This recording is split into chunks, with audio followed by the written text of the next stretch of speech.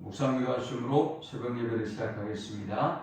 하나님 은혜와 사랑에 감사합니다. 우리에게 새날을 주시고 예배케 하신 은혜에 감사합니다. 오늘 이 하루도 주와 동행하는 하루가 되게 하시고 주님을 기쁘시게 하는 하루가 되도록 인도하여 주옵소서.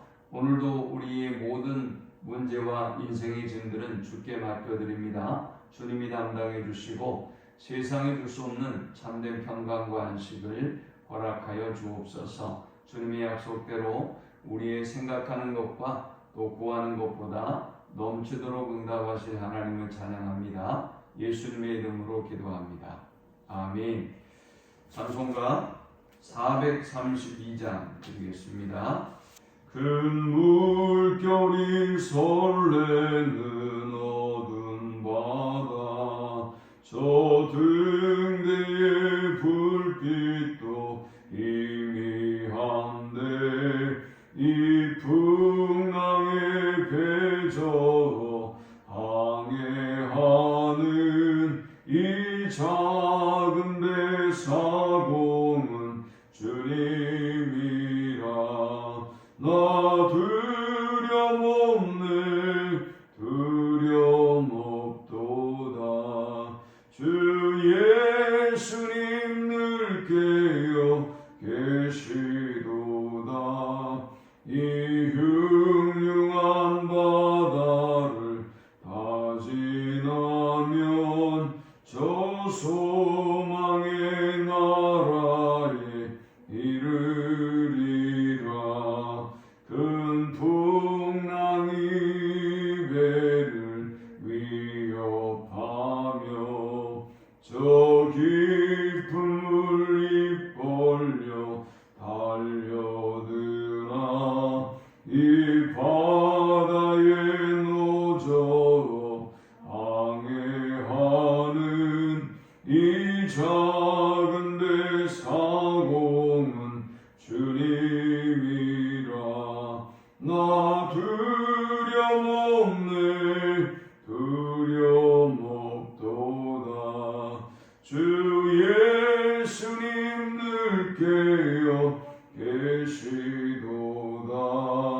이 흉흉한 바다를 다 지나면 저 소망의 나라에 이르리라. 큰 소리로 물결을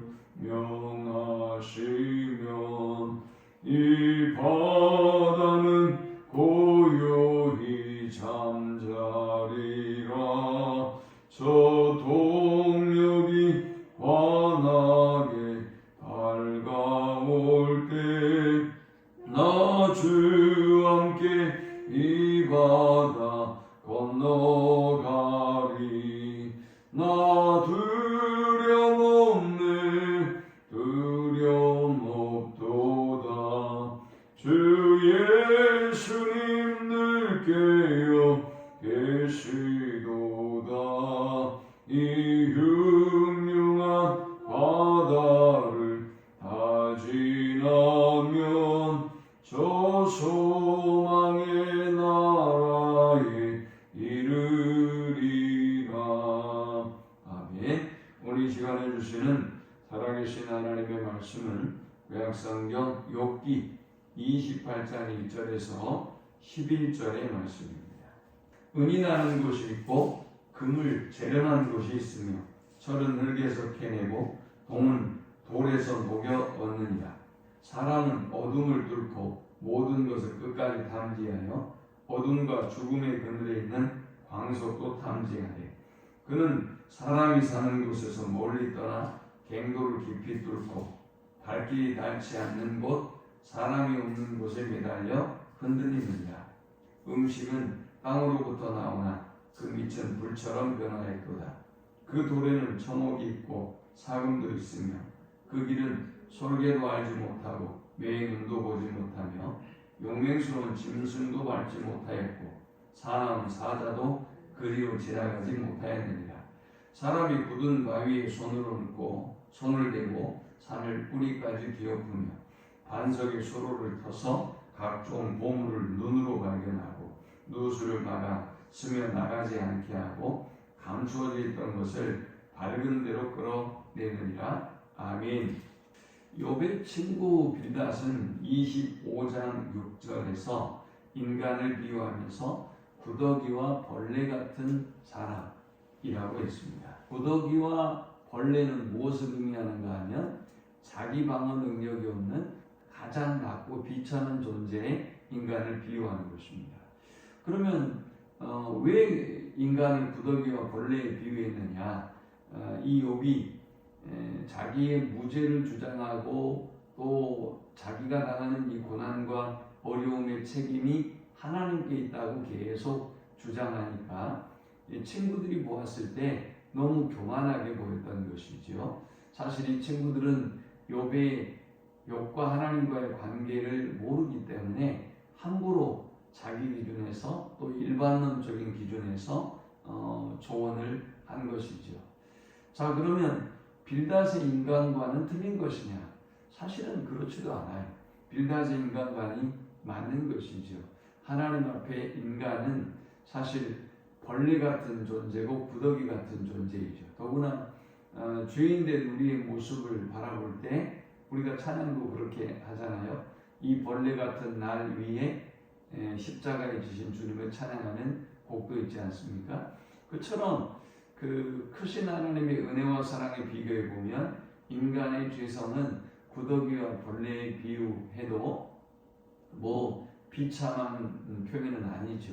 그런 존재가 인간이기 때문에 사실은 빌닷의 어떤 비유가 잘못된 것은 아닙니다. 다만 그것이 욥에게 바로 적용되었는가 아니면 욥에게 어울리지 않는 적용을 하고 있는가가 문제인 것뿐이죠. 그런데 그런 친구에게 오늘 욥은 자신이 생각하는 인간관을 이야기하고 있습니다. 우리가 딱 보았을 때 오늘 본문만 보면 인간 예찬처럼 보여요. 그러나 이제 내일 본문에 보면 이 인간이 가진 지혜와 능력이 하나님으로부터 온다고 하는 것을 이제 욥이 분명히 밝히고 있습니다. 역사적으로 인간에 대한 이해를 보면 세 단계로 세 시대로 구별해 볼 수 있어요. 먼저는 신중심의 사회였어요. 신중심의 사회는 중세시대까지가 그러했어요. 그래서 사람을 그릴 때도 보면 후광을 그리고 사람을 그릴 때 어떤 기술이 없어서가 아니라 그릴 줄 몰라서가 아니라 입체감이 떨어지게 만들었어요. 입체감이 떨어진다고 하는 것은 무엇을 의미하냐? 이제 가령 성모 마리아를 그린다. 성모 마리아를 그리는데 굉장히 입체감과 원근감이 뛰어나고 실감나게 그려놓으면 어떨까요? 우리가 성모 마리아의 그림을 보면서 마치 어떤 이것이 성적인 어떤 그런 뉘앙스를 줄 수가 있단 말이죠. 그래서 그 성모 마리아를 그릴 때는 항상 후광을 집어넣고 우리와 좀 다르다는 것이죠. 그리고 입체감은 떨어지도록 그렸어요.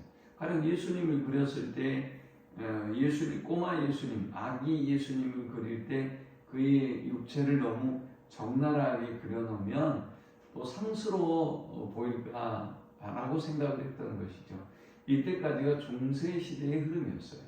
건축물을 지을 때도 뭐 사실 평민들이 살고 있는 세상 어떤 공간들은 비참할지라도 최고의 양식들로 가장 크고 중심된 건물로 교회를 성당을 지었단 말이죠. 그것이 중세시대까지의 흐름이었습니다. 그런데 이에 대해서 이제 반발이 생기기 시작했죠. 그래서 르네상스 운동이 일어나요. 르네상스 운동은 어떤 운동이냐? 이제는 신을 버려요. 이제는 신보다 인간의 위치가 훨씬 커요. 그래서 신앙을 버리고 학문, 예술, 문화, 건축 이 모든 분야에 있어서 새로운 시대가 도래한 것입니다. 그러나 그 시대의 인간관이 그러면 맞느냐? 그건 아니죠. 그건 균형을 잃어버린 거예요. 그러니까 중세시대 때는 신 쪽에 기울었고 인본주의 시대, 르네상스 시대 이후에는 인간이 기울어졌던 것입니다. 그런데 그 이후에 종교개혁의 시대가 되면서 균형을 잡게 됩니다. 하나님의 영역과 인간의 영역의 균형을 잡게 되면서 새로운 시대가 열리죠. 오늘 우리가 이해하고 있는 인간과는 바로 종교개혁 이후에 성경적인 기준, 성경적인 배경을 기준으로 해서 우리가 가지고 있는 인간관인 것입니다. 욥은 오늘 이 본문을 통해서 인간 예찬을 하고 있어요. 그런데 이 인간 예찬이 인문주의자들이 하는 인간 예찬하고는 달라요. 하나님이 주신 지혜, 하나님이 주신 능력을 가진 인간을 찬양하고 있습니다. 자, 그렇다면 욥이 바라보는 인간은 어떤 존재일까요? 오늘 본문에 보면 참 재밌는 비유를 들고 있어요. 갑자기 뜬금없이 욥이 은금을 찾아내고 그리고 지하의 동굴을 뚫고 돌에서 채광을 해서 이것을 재련해서 은금으로 만드는 인간의 뛰어난 지혜와 능력을 예찬하고 있어요. 자, 한번 볼까요? 1절에 보니까 은이 나는 곳이 있고 금을 재련하는 곳이 있으며 철은 흙에서 캐내고 동은 돌에서 녹여엎느니라. 사람은 어둠을 뚫고 모든 것을 끝까지 탐지하여 어둠과 죽음의 그늘에 있는 광석도 탐지하되 했습니다. 이 본문에서 알 수 있는 첫 번째 인간과는 금속을 찾고 만들어내는 뛰어난 능력을 가진 존재 인간이에요. 지금 우리가 생각해도 놀랍지 않습니까? 뭐 휴대폰에 들어있는 광물이며 이런 것들을 어떻게 찾아서 그것을 만드냐 말이죠. 지금 우리가 살고 있는 세상에서도 역시 마찬가지로 은금을 도대체 어떻게 사람이 알아서 그것을 어떻게 찾아내고 어떻게 뚫고 들어가서 이 작업을 하는지 지금 우리가 생각해도 신묘막측하지 않습니까? 바로 그런 지혜와 능력을 가진 존재가 인간이다라는 거예요. 그 다음 두 번째 그가 보는 인간은 어떤 존재일까요? 땅속 깊은 곳까지 내려가서 금을 찾아내는 위대한 존재 인간이에요. 그러면서 5절에 보니까 음식은 땅에서부터 나오나, 이 말은 땅의 지표면에서는 농사를 지어서 소출을 거두고 그것을 우리가 먹는다는 거예요. 그 밑은 불처럼 변하였도다. 그런데 이제 그 밑에서 어떤 일이 벌어졌는지 잘 모르는 거죠. 우리가 땅의 소유권을 인정할 때도 이 겉표면, 그 다음에 지상의 얼마, 그 다음 지하의 얼마까지를 그 땅 주인의 소유권으로 잡아요. 저 뭐 깊은 뭐 지구의 핵 있는 데까지 내 땅이 아니에요. 또 저 하늘 위에 모든 공간도 내 땅이 아니에요. 우리의 소유법상. 그것처럼 땅 안에 깊은 곳에 도대체 무슨 일이 벌어지는지 우리가 알 수 있냐 말이죠. 그런데 인간은 땅 표면에서는 수확을 거두고 곡물을 거두고 먹을 음식을 거두면서 그 밑에서는 불처럼 변해서 막 땅을 파내고 그리고 그 뭐 용암도 만날 수도 있겠고 뭐 이런 일들이 벌어질 수 있겠죠. 그곳을 불타는 것처럼 연구하고 쫓아가서 캐내서 그 문을 개발해 내더라는 거죠. 그런 위대한 존재가 인간이라는 거예요. 4절에 보니까 그는 사람이 사는 곳에서 멀리 떠나 갱도를 깊이 뚫고 발길이 닿지 않는 곳 사람이 없는 곳에 매달려 흔들리느니라. 야, 저 사람도 없는 곳에 어둠을 뚫고 들어가서 줄을 타고 내려갈 거 아니에요? 그 당시에. 그래서 어떻게 그 문을 캐냈느냐 말이죠. 그러면서 6절에는 그 돌에는 청옥이 있고 사금도 있으며 7절에 그 길은 솔개도 알지 못하고 매의 눈도 보지 못하며 용맹스러운 짐승도 밟지 못하였고 사나운 사자도 그리로 지나가지 못하였느니라 했어요. 솔개와 매는 눈이 밝기로 아주 유명한 그런 새들이죠. 그런데 이들도 은금을 찾아내지 못해요. 근데 인간이 찾아내더라는 것이죠. 그리고 용맹스러운 짐승으로 저 땅을 뚫고 들어가서 그 문을 찾아내지 못해요. 그런데 인간이 그 일을 하더라는 거죠. 여기 보니까 그리도 지나가지 못하였느니라, 사자도 그리 지나가지 못하였느니라 그랬잖아요. 그런데 유독 인간이 이 모든 어려움을 뚫고 들어가서 은금을 땅속 깊은 곳까지 내려가서 찾아내더라라는 거예요. 참 놀라운 재주를 가진 존재가 인간이다라는 거예요. 그 다음 마지막 세 번째 그가 보는 인간과는 땅속의 물줄기까지 이용하는 땅속의 물줄기까지 이용하는 인간의 지혜와 능력을 찬양하고 있어요. 9절에 보니까 사람이 굳은 바위에 손을 대고 산을 뿌리까지 뒤엎으며 반석의 수로를 펴서 각종 보물을 눈으로 발견하고 누수로 나갔으면 나가지 않게 하고 감추어져 있다는 것을 밝은 대로 끌어내느니라고 했어요. 야, 얼마나 인간이 대단한지 저 땅속에 있는 수로 물길을 바꾸더라는 것이죠. 막아야 될 것은 막고 터야 될 것은 터트면서 각종 보물을 눈으로 발견하고 찾아내서 밝은 대로 끌어가지고 오더라는 거죠. 참 인간의 존재가 정말 대단한 존재이죠. 우리가 살아가면서 자기 자신에 대한 자학감을 가지고 있는 사람이 있어요. 내가 뭘 할 줄 알겠어? 내가 잘하는 게 뭐가 있어? 라고 생각하는 사람도 있고요. 때로는 역으로 하나님이 주신 은혜를 잊어버리고 자기의 의와 경건과 자기의 능력과 자기 지혜에 빠져서 살아가는 사람이 있어요. 자기를 하나님을 사랑하는 것이 아니라 자기 사랑에 빠진 사람도 있어요. 자기 교만에 빠진 사람도 있어요. 이게 잘못된 것이지요. 욥은 그래서 오늘 이 본문을 통해서 인간이 어떤 존재인가에 대해서 분명히 우리에게 보여주고 있습니다. 금속을 찾고 만들어내는 뛰어난 능력을 가진 존재, 저 땅속 깊은 곳까지 내려가서 은금을 찾아내고 밝은 곳으로 꺼내오는 지혜와 능력을 찬양하고 있어요. 그리고 이 모든 것은 하나님이 주신 지혜와 능력이라고 하는 것을 잊지 않고 고백해요. 내일 본문에 등장하지만 이 말씀을 기억하면서 오늘 우리도 너무 지나치게 자학하지도 말고 또 하나님이 주신 은혜와 축복을 내가 이루는 양 혹은 내 능력인 양 자랑하고 교만하지 말고 하나님께 합당한 영광을 돌리고 또 하나님을 의뢰하는 삶을 살아가는 우리 모두가 되기를 축원합니다. 하나님 감사합니다. 귀한 말씀을 통해서 은혜 받고 깨닫습니다.